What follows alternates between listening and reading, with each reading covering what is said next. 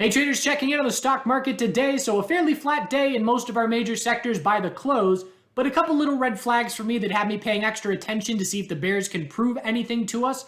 I'll show you what those red flags are, and we can also talk about a perfect hedging position as far as protecting long-term portfolios with where we stand right now.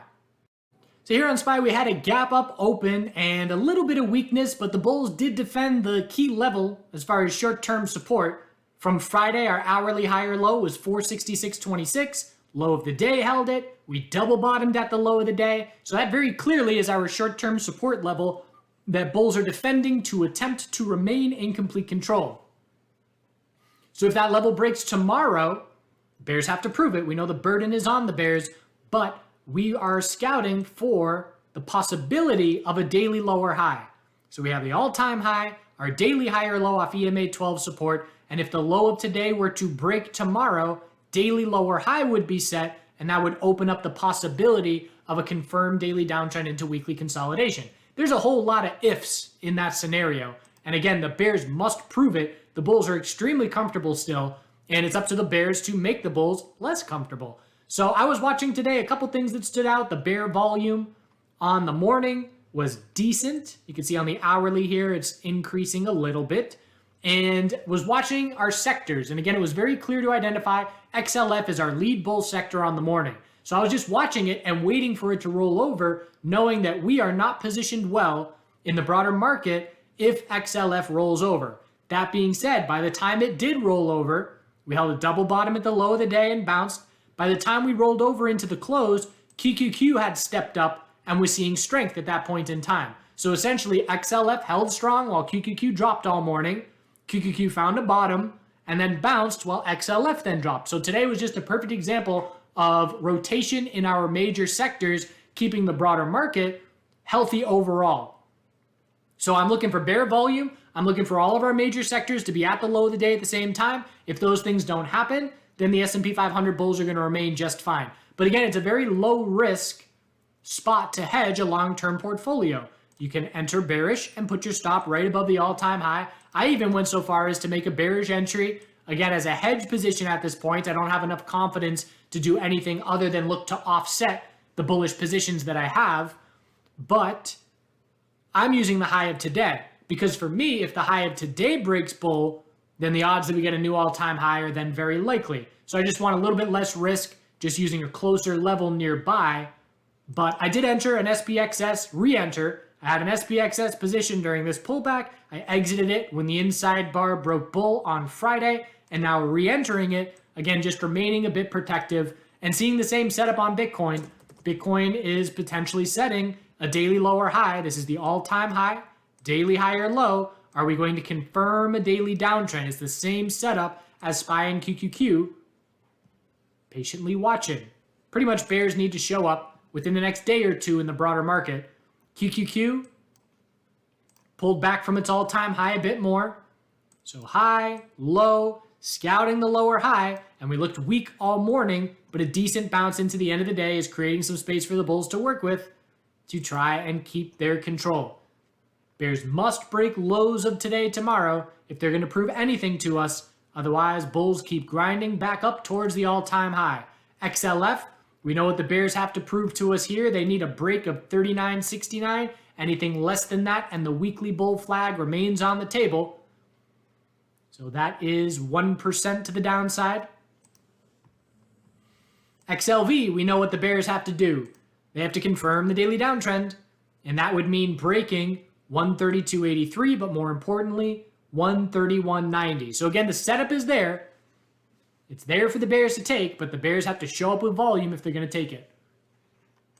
Checking in on the VIX out of curiosity. The VIX is looking for a daily high or low, anything above 1473, but there's nothing on this chart that would have me looking for broader market weakness. IWM, it was a red flag for me to gap up open, seeing multiple inside bars break bull into a pullback all day. So if we see a bear break of 236.31, I will consider that a daily downtrend with a lower high and lower low. And then we would zoom out and scout weekly consolidation and a weekly higher low. But it's all about daily trends this week, and things can get boring if we just remain tight and sideways things can slow down while we wait for this sideways range to break that we've been within now at this point. We've been trading 8 days within this little range here. $8 range for 8 days. Biotech sector coming up on a support play, potential bottom fish. We got a triple bottom in the 121s, straight waterfall drop from the recent high. 4-hour RSI just getting oversold. Hourly RSI is right around oversold. So if we drop down tomorrow towards 121s, there's a potential play off of that support. Definitely a red flag for the bulls to give back this much of this move, and we will just be looking for a daily lower high to be the result of this bounce. Weekly tightening equilibrium, lower high set, and now it's can the bulls hold 121s for a weekly higher low to try and remain within the equilibrium that has been forming for 3 months at this point. So a lot of weakness in XBI, and the growth names had a red day today. IWM with a little bearish engulfing candle. Solar sector pulling back a bit. EV names like NIO and Tesla were down a good bit. So we're seeing weakness in growth, but we know that weakness in growth is not enough to see broader market weakness. It has to be weakness in our major sectors. And another main thing, watch this Apple daily equilibrium.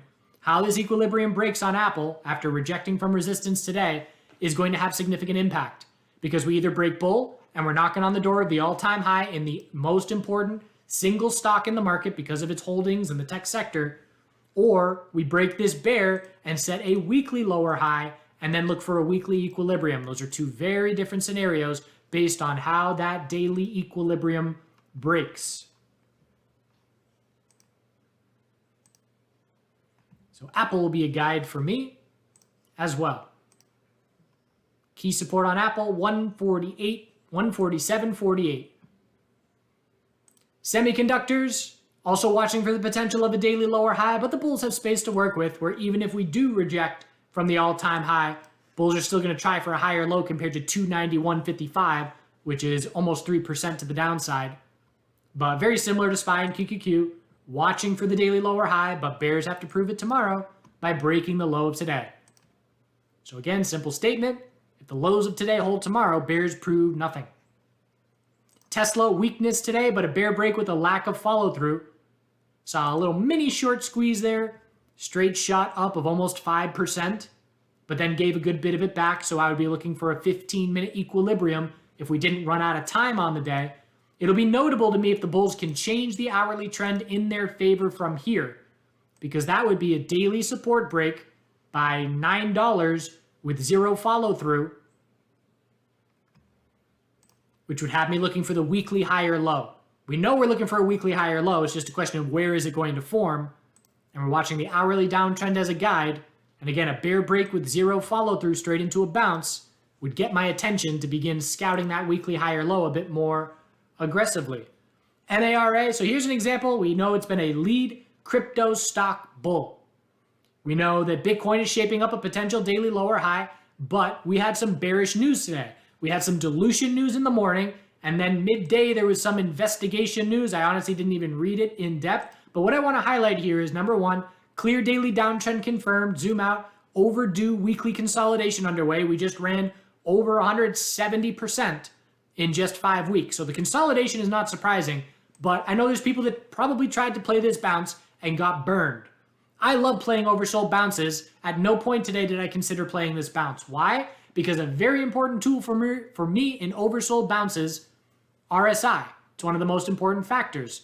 And I look for RSI being oversold on a bunch of time frames to have me interested in a play. But if there is news involved, if there is a fundamental reason for a drop, RSI goes out the window as a way less helpful tool. So if I were to try and play a bounce that is dumping fundamentally, I am doing so at a disadvantage. The odds are against me already because RSI is much less meaningful.